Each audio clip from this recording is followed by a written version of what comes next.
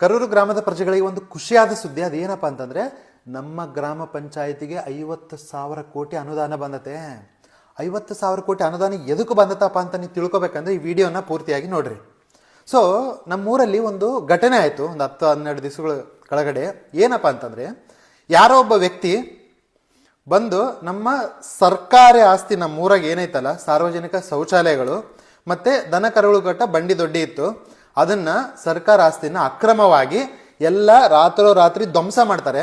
ಆ ಸಾರ್ವಜನಿಕ ಶೌಚಾಲಯಗಳನ್ನು ಉಪಯೋಗಿಸುವಂತಹ ಮಹಿಳೆಯರು ಮತ್ತು ಅವರ ಗಂಡಂದಿರು ಬಂದು, ಯಾಕೆ ಹೊಡೆಬಡ್ತಿದ್ರಿ, ನಮ್ಮ ಮಹಿಳೆಯರೆಲ್ಲ ಡೈಲಿ ಇಲ್ಲೇ ಬರೋದು ಮತ್ತು ಇಲ್ಲಿರೋ ಬಯಲು ಶೌಚಾಲಯಕ್ಕೆ ಹೋಗ್ಬೇಕಾಗ್ತದೆ ಅಂತ ಹೇಳಿದ್ರೆ ಅವ್ರನ್ನ ದೌರ್ಜನ್ಯ ಮಾಡಿ ಎದುರಿಸಿ ಬೆದರಿಸಿ ಎಲ್ಲ ಹೊಡೆದಾಕಿದ್ರು. ಆಯ್ತಾ? ಹೊಡೆದಾಕಿದ್ಮೇಲೆ ಸಾರ್ವಜನಿಕ ಶೌಚಾಲಯಗಳನ್ನ ಸರ್ಕಾರ ತಗೋಬೇಕು, ಇಲ್ಲಿದ್ರೆ ಗ್ರಾಮ ಪಂಚಾಯತ್ ಅಧೀನದಲ್ಲಿ ಬಂದು ಅವ್ರಿಗೇನೋ ಒಂದು ಪರ್ಯಾಯ ವ್ಯವಸ್ಥೆ ಮಾಡಿ ಹೊಡಿಬೇಕಿತ್ತು. ಆದರೆ ಯಾರೊಬ್ಬರು ಥರ್ಡ್ ಪರ್ಸನ್ ನಮ್ಮ ಸರ್ಕಾರಕ್ಕೆ ಸಂಬಂಧ ಇಲ್ದಾರೋ ಒಬ್ರು ಬಂದು ಹೊಡೆದು ಬಿಸಾಕ್ಯಾರ. ಹೊಡೆದ ಮೇಲೆ ಜನಗಳು ನೋಡಿದ್ರು, ಏನೋ ನ್ಯಾಯ ಸಿಗ್ತತ್ತೇನಪ್ಪ ಅಂತ. 1 ದಿವಸ ಆಯ್ತು, 2 ದಿವಸ ಆಯ್ತು, 3 ದಿವಸ ಆಯ್ತು, 5 ದಿವಸ ಆಯ್ತು, 10 ದಿವಸ ಆಯ್ತು, ನೋ ಕೇಸ್. ಅವಾಗ ಏನಾಯ್ತು, ಊರಾಗಿರೋ ರೈತರು ಗಲಾಟೆ ಮಾಡಕ್ ಶುರು ಮಾಡಿದ್ರು, ರೈತ ಸಂಘ ಗಲಾಟೆ ಮಾಡಕ್ ಶುರು ಮಾಡಿದ್ರು.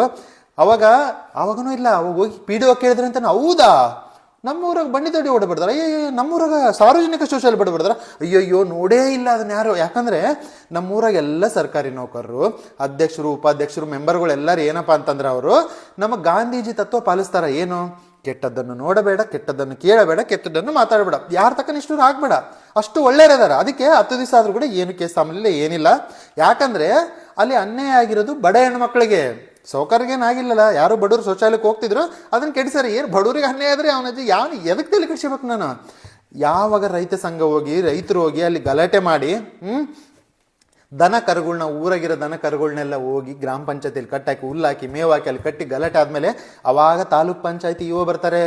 ಅವ್ರು ಬಂದ್ರೆ ಅವ್ರು ಹೇಳ್ತಾರೆ, ಅವ್ರು ಅದು ಹೇಳ್ತಾರೆ, ಗೊತ್ತೇ ಇಲ್ಲ ಹಿಂಗೆ ಆಗಿರೋದು, ಪರ್ಮಿಷನ್ ಕೊಟ್ರಿ, ಅವ್ರು ಗೌರ್ಮೆಂಟ್ ಪ್ರಾಪರ್ಟಿ ನೋಡಿದ್ರ ಮೇಲೆ ಕೇಸ್ ಮಾಡ್ರಪ್ಪ ರಾಮಪ್ಪನವ್ರು. ಅಂದ್ರೆ ಏನು ಗೊತ್ತಿಲ್ಲ ಅಂತ ಏನು ಮಾಡ್ತಾರಪ್ಪ ಅಂದ್ರೆ ರೈತ ಸಂಘ ಗಲಾಟೆ ಮಾಡಿ ಕೇಳಿದ್ರೆ, ಇಲ್ಲ ಸರ್ ಮೆಂಬರ್ಗಳೆಲ್ಲ ಸರಿ ಮೀಟಿಂಗ್ ಮಾಡ್ತೀವಿ, ಮೀಟಿಂಗ್ ಮಾಡಿದ್ಮೇಲೆ ಏನು ತೀರ್ಮಾನ ಬರ್ತಾ ಅದು ಮಾಡ್ತಾ. ಅಂದ್ರೆ ನೀವು ಏನು ಸಿಕ್ಕರೋದು ಹೊಡೆಬಡ್ತೀರಿ, ನೀವೆಲ್ಲ ಒಂದಾತ್ರಿ, ಇವ್ ಮೀಟಿಂಗ್ ನಾವು ಏನು ಕೇಸ್ ಮಾಡೋದೇ ಬೇಡ ಅಂತ ನೀವು ಡಿಸೈಡ್ ಮಾಡಿದ್ರೆ ಕೇಸ್ ಮಾಡೋದು ಬೇಡ. ಹಂಗಾರೆ ನಾಳೆ ಒಬ್ಬನ ಹಾಸ್ಪಿಟ್ಲ್ ಹೊಡೆದೋತಾನ, ನೀವು ಮೀಟಿಂಗ್ ಮಾಡ್ರಿ, ಏನು ಕೇಸ್ ಮಾಡ್ಬಿಡ್ರಿ. ನಾಳೆ ಒಂದು ಸ್ಕೂಲ್ ಹೊಡೆಬಡ್ದೋತಾನ, ಮೀಟಿಂಗ್ ಮಾಡ್ರಿ, ಕೇಸ್ ಮಾಡ್ಬಿಡ್ರಿ. ಯಾಕಂದ್ರೆ ನೀವು ಏನು ಹೊಡೆಬಡಿದ್ರು ಕೂಡ ಅನ್ಯಾಯ ಆಗೋದು ಬಡವ್ರಿಗೆ ಅಲ್ಲ.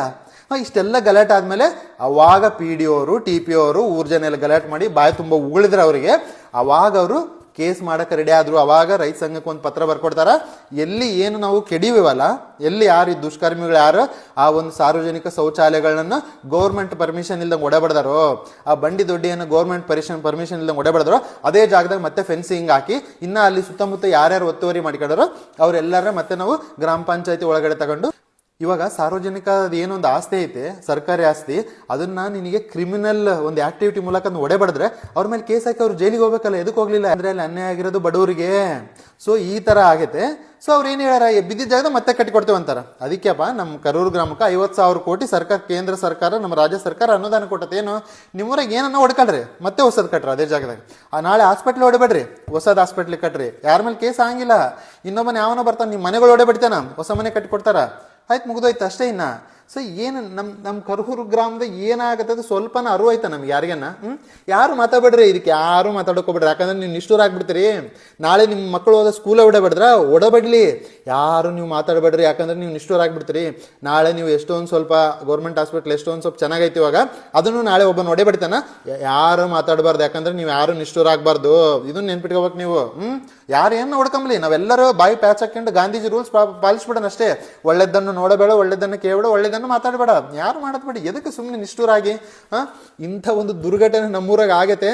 ಈ ರಾಜಕೀಯ ನಾಯಕರಿಂದ ಬಿಟ್ಟು ನಾವು ಮಾಡ್ಬೇಕಾಗಿರೋ ಕೆಲಸ ಏನಪ್ಪಾ ಅಂತಂದ್ರೆ, ನಮ್ಮನ್ನ ನಾವು ಆಳಂತದೊಂದು ಸರ್ಕಾರ.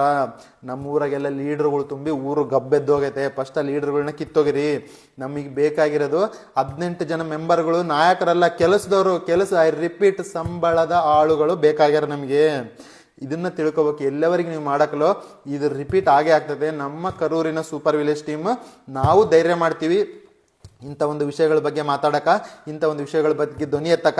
ನೀವು ಯಾರ್ಯಾರು ನಿಷ್ಠೂರ ಹಾಕಲು ಆಗ್ಬೇಡ್ರಿ, ಮನೆಗೆ ಆರಾಮ್ ಕೂತ್ಕೊಳ್ರಿ. ನಾವು ಹುಡುಗರು ನಿಷ್ಠೂರ ಆಗ್ತೀವಿ, ಮುಂದಿನ ಮಕ್ಕಳ ಭವಿಷ್ಯಕ್ಕೋಸ್ಕರ ನಾವು ಹೋರಾಡ್ತೀವಿ. ಜೈ ಹಿಂದ್.